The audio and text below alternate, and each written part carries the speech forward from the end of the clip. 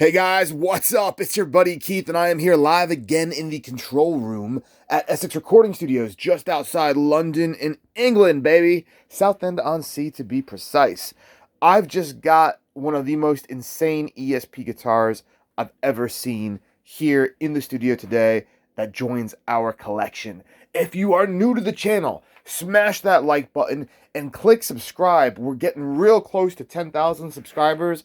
So for all of you that are joining new, thank you. And for all of the old friends, make sure you tell everybody about the channel. I want to see a big push. Let's hit that 10,000 mark before summer.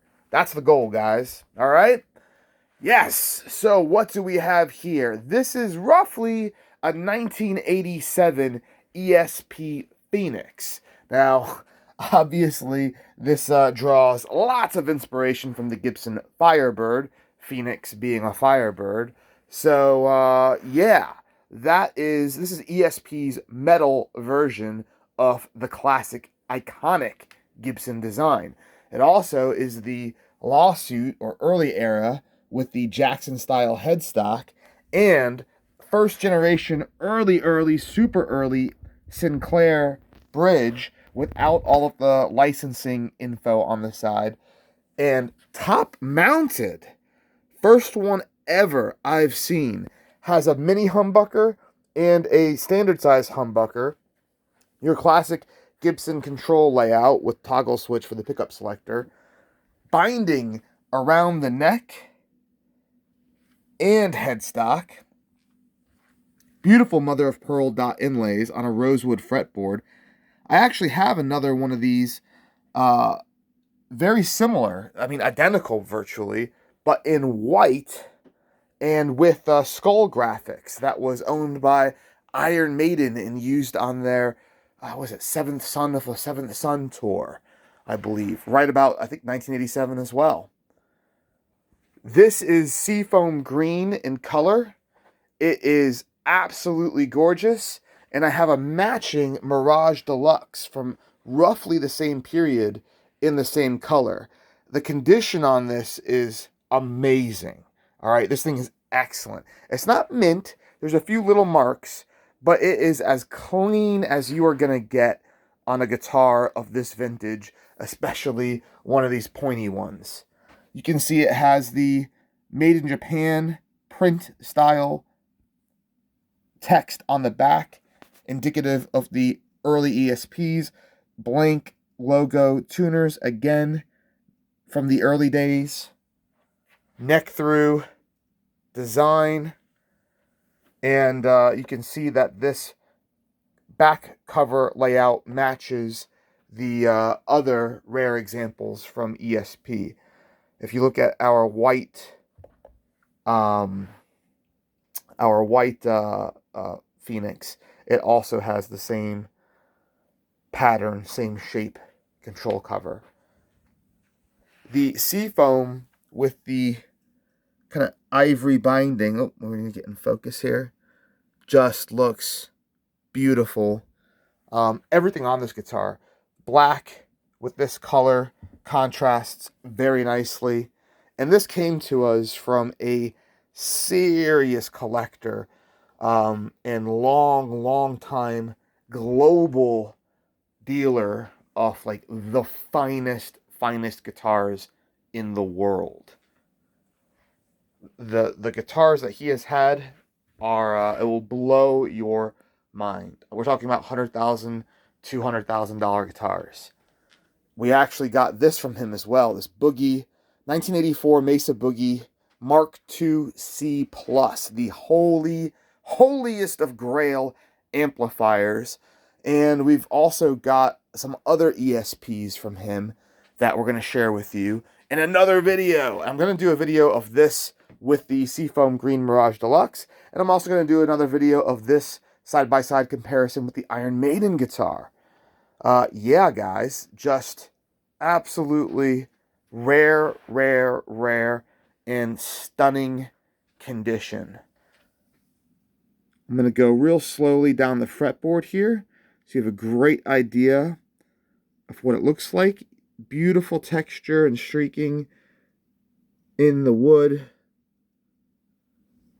We've got the headstock with your, sorry, it's a little dusty there, your silver with the gold outline logo, the Phoenix.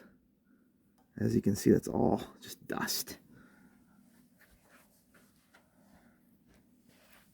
We also have a Pelham Blue Phoenix, or that one's actually more like a Firebird, that has the Gibson lawsuit style headstock. Only one I've ever seen, and it has Seymour Duncan mini pickups in it. So 3 very distinct ESP Phoenix Firebird guitars that we've got here at the studio. The Iron Maiden one is a pretty penny, to be fair. I've been offered a lot of money for it, but I'm not that bothered to part ways with it. It is, you know, something like this. If you look every day, how I look, every day, all day, every day, 7 days a week, you might find something like this once a year. I'm talking about globally. That's how rare these are. So if you have one, you might want to hold on to it. Or if you're over it, you might want to give your buddy Keith a call, because I'll certainly be happy to take it off your hands. Oh, yes. All right. Let's talk about condition on this. I'm going to take it out of the case, and we're going to have a little look-see. Weight, very manageable. It's not a light guitar, but it's not insanely heavy either, you know. All right, so going around the edges, we've got a tiny little chip right there. Very, very small, hardly noticeable. Looks like another little one right there. And is that it for the top? Looks like that's it for the top and sides. Feel free to freeze the camera, by the way, guys, as I go around. If you want to take an extra close look, freeze the video, zoom in, expand, whatever you need to do. This will be for sale on our website, EssexRecordingStudios.com. We're getting a brand new website, guys. It's going to be hosted by Shopify. It's going to fully integrate with Reverb, eBay, everything. But that's where you're going to get the best prices, because on some of the bigger sites like eBay and Reverb, if you're in some places, like half the states in America, they make you pay an extra sales tax when you buy from these big online companies through their websites. So through our website, you'll never have that charge. Most of the world, you don't have to worry about that. But just making you aware. And of course, this will be on Reverb. And now that eBay has finally kicked out PayPal, you can still pay with PayPal, but for sellers, they're letting you use a new thing called eBay Managed Payments. And now that they have that, I'm going to go and put a lot more time and effort into eBay again. PayPal's a beautiful thing to have if you're making payments, but as a seller, have definitely been a victim of fraud several times and gotten stung. I'm sure you guys all have some war stories of your own with PayPal, and it's just so gratifying to know that they don't have a monopoly anymore on selling goods and receiving payments when it comes to eBay. So very much looking forward to that. All right, so on the very tip here, there's a little chip, very, very tiny. And you got one right here. Anything else? Nice little contour line there. And I love that it has like the proper Gibson center line, front and back, that's raised above the body. How cool, by the way, is this LED light? I love that thing. We got one in red and we got one in blue. Again, I'll show you these tuners. If you guys know the story on these, I don't know if these are early Godot or they're just, if ESP manufactured tuners at this time or sourced them from someone else in Japan, but fairly confident these early ones were either ESPs just without a logo or we're Godo.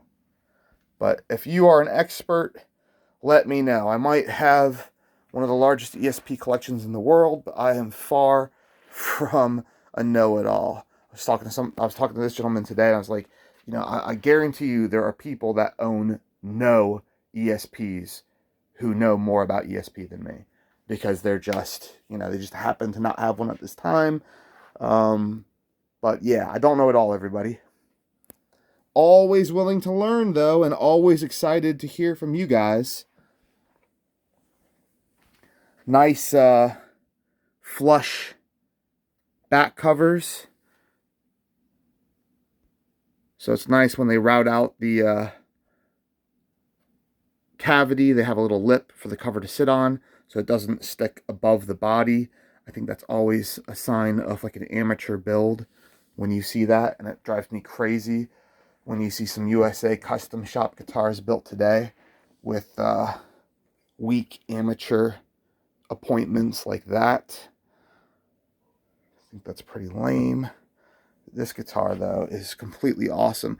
Also, on this early Sinclair, one thing I can tell you straight away, like just touching it and feeling it, is it feels like a German Floyd Rose. Like it feels exceptionally well machined. This thing,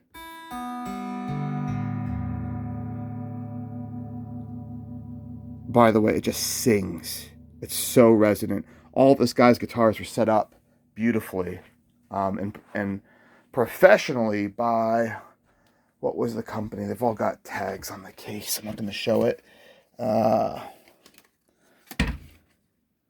All from, what's this company? guitarexperience.co.uk. So Guitar Experience set all of these up, and just brilliant. Again, I was talking to you about how, like in proper Gibson fashion, it's got the center line raised above. So cool.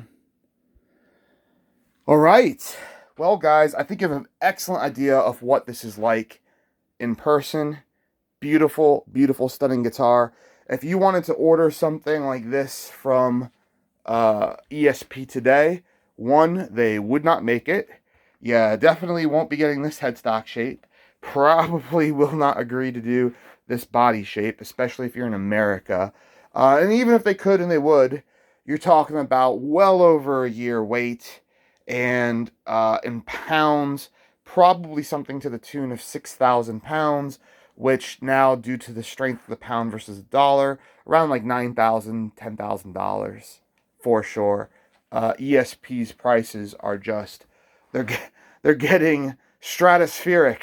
They're pretty much, I think, setting themselves up to kind of be like the Japanese Paul Reed Smith. They're doing a lot more exotic woods, and their price structure seems very much to fall in line these days with the upper echelons of Paul Reed Smith when it comes to anything built in their Japanese factory. They're using the USA line as kind of like a diffusion line to have more accessible pro models with an ESP, with ESP letters on the headstock. But yeah, anything Japanese from ESP, custom built, especially in a lawsuit shape, probably won't make it. You got two lawsuits going on here. You got Gibson, you got Jackson, and then probably won't make it. And even if they will, it's going to be so insanely expensive. Yeah, and you won't have a Sinclair tremolo. I mean, there's just so many features of this that are so unique and period specific. This is like, if you want a guitar that embodies the 80s, this is it, guys. Yeah, and I mean, there's amazing players that were playing this style of guitar during this era. You got Robin Crosby, the King. Slash was playing Jackson headstock ESP Telecasters, and I believe Firebird as well. You got some monster players, and this style is now very much in vogue today, and arguably maybe even more popular and more sought after, especially when people know that they can't get it made today. When you take it away from someone, they want it more. All right, guys, I'm going to skedaddle. I got to get out of here. I got to make more videos for you. We're opening up a monster rock venue next door in partnership with Heineken. Still working with them on that. That is a monstrous undertaking. Huge project I've got going on. And yeah, but we got a lot of cool recording stuff happening. We got Rob Jarvis and the Mercury Sons recording. Huge music video coming out from him. We've got Youth Illusion. They've got a documentary coming out, and their next EP, King of the Dead, has another song being released, I think, next month. And it's just getting better and better, everybody. All right? Thanks for hanging out with me. Thanks for drooling over this super rare guitar. If you want to buy it, hit us up on the socials. You can get in touch directly. Facebook, Instagram. I get messages every day at Essex Recording Studios. And if you want to WhatsApp me, the phone number on our website is my cell phone, my mobile phone, my direct number. You can always WhatsApp me. I got a wonderful call from a metal band in Poland today, in Warsaw. We're going to do a deal. It's brilliant. Cool. Thanks, guys. I'll catch you all later, and thanks for liking the video and subscribing. Share it out. Let everybody know. Let's get to that 10,000. Help us do it. We're going to do something really special when we get to 10,000. We're going to do an event at YouTube headquarters in London. So help us make that happen as quickly as possible for you.